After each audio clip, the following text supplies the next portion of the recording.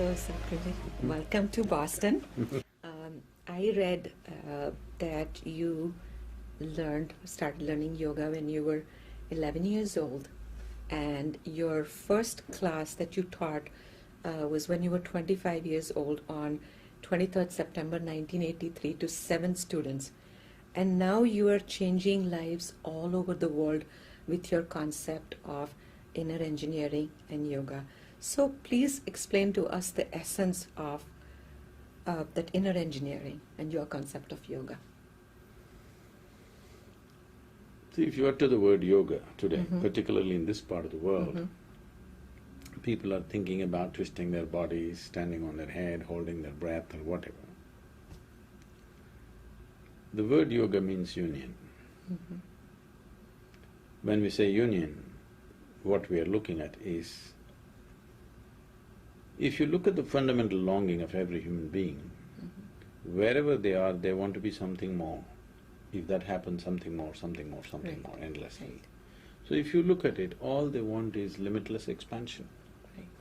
Limitless expansion means you want everything to be yours, or you want everything to be you, if that is possible. Right. You can either make something yours, either by conquest or shopping or just inclusion. Right. So inclusiveness happens because you have allowed your life, the fundamental life energy to mature into a dimension that it spreads itself. If you sit here, you can experience the entire universe as yourself. If you are in such a state, then you're called a yogi, and the method that you employ to get there is called yoga. Or in other words, it is about understanding the fundamental mechanics of life, how life happens, and what binds it and what liberates it. So inner engineering is not a concept that I make up or somebody else makes it up. It is about understanding the laws by which life is happening. So inner engineering means to structure your interiority the way you want it. As I told you, I'm a physician, and you have described human body as an amazing gadget, okay? Is it not, as a physician? Yes, absolutely, absolutely. With all your education, you still Absolutely. can't figure it, isn't it? Yes, yes, there's not much we don't. So we as physicians are constantly told that yoga can make so much different in the physicality. It's very hard for us who don't know what can yoga actually help you with, what in the physical health, and what are the diseases that it can prevent, what are the diseases that it can cure, does it treat or does it heal? So could you explain some of the physical benefits of yoga first? I would like to classify all ailments into two fundamental categories. One is infectious diseases, Right. which is an external invasion upon the Sure, body. Sure, I agree. For this, you're I doing agree. chemical warfare. Yes. Pharmaceuticals are chemical warfare, you're poisoning them out, all right? Right. You're gas bombing them or Yes. chemical poisoning them, it's fine, it's an extreme step we're taking. Uh-huh. We're poisoning ourselves also by that, but it's all right because otherwise, death or damage, that's a choice. Right. We're choosing some damage instead of death, which is a smart choice. Okay. But 70% of the ailments that human beings suffer are self-created. That means your own body is generating this. Largely because, to put it very simply, on various levels of who you are, on the level of your mind, physicality, energy, emotion, there is no ease. Most people do not know what it means to simply sit in ease, this is the whole problem. If there is no ease, it's called Right. dis-ease. That's a great way of putting it, I like that. So, There is right no ease, now, there is you may be disease. little unease, but a continuous state of unease slowly manifests itself as a Stress. physical damage. Right. It is just like this. You're driving your car. Instead of driving on 4 wheels, you drive on 2 wheels. Right. It's little difficult to do, but you can do. If you do this, then one part of the car will wear out very badly, Right. the other part will not be used. True. Right now, this is the way most human beings are living. They're leaning, skewed towards this or that. Some people are lost in thought, some people are lost in the compulsions of the body, some people are lost in their emotional turmoils, some people are living in a very volatile state of energy. Like this, different states of dis-ease is happening. Right. If one simply sits here, let's say, this is a simple way to check. You ask your patients or you try yourself. Okay. Okay. Just one day, take off from everybody and everything. Get rid of your phones, computer, television, books, everything. Difficult task. Simply sit in one room. Eat well and simply sit, not sleeping, alert. Just sit. Then you clearly know, 1 24-hour segment, if you sit like this, you know what is the state of dis-ease you are in.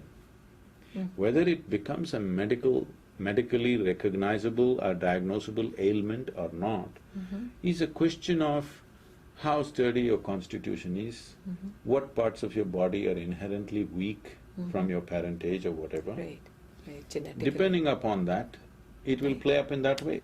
The dis-ease is in the system. Because there is a disease, what you are recognizing or diagnosing as a disease is more like an indicator flashing up.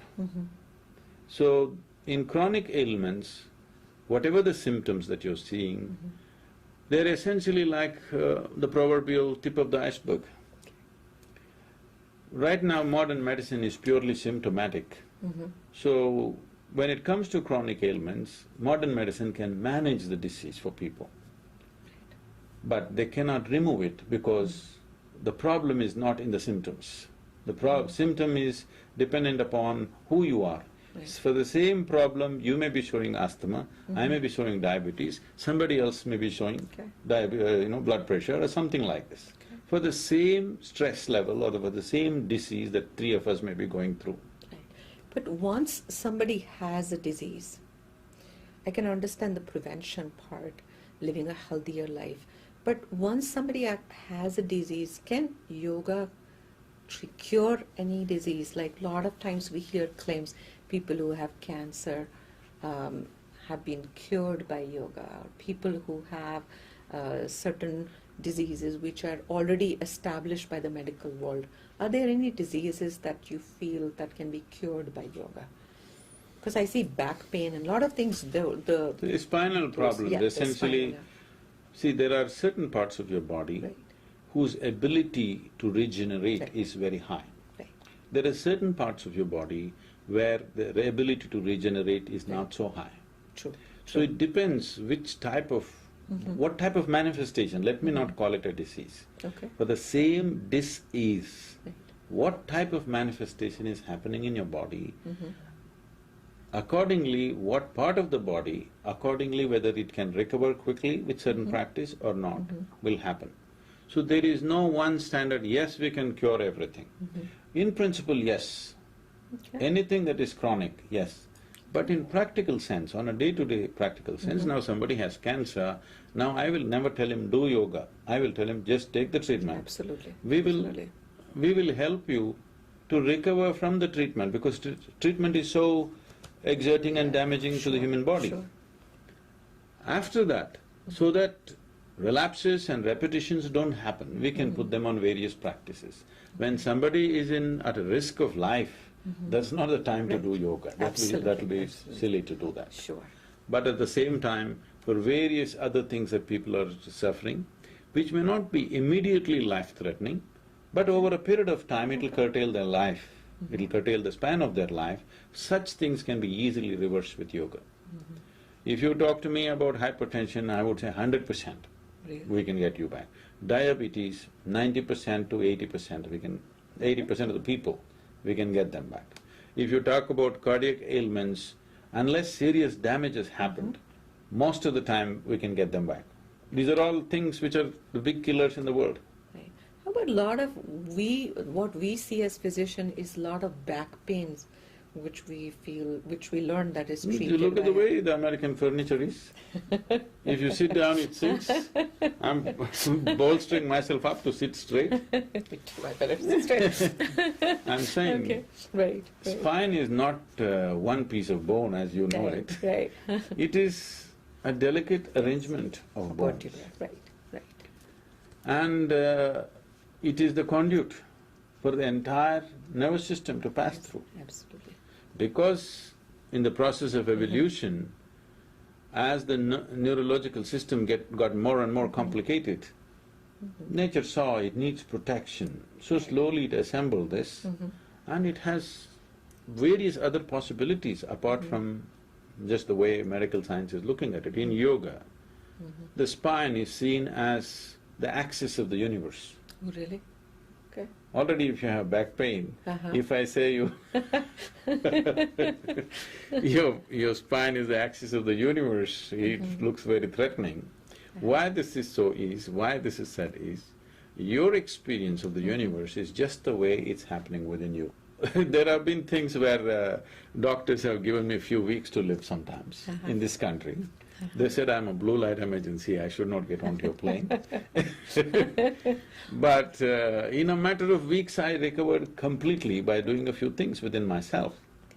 I don't want to go into the entire process, but I went through,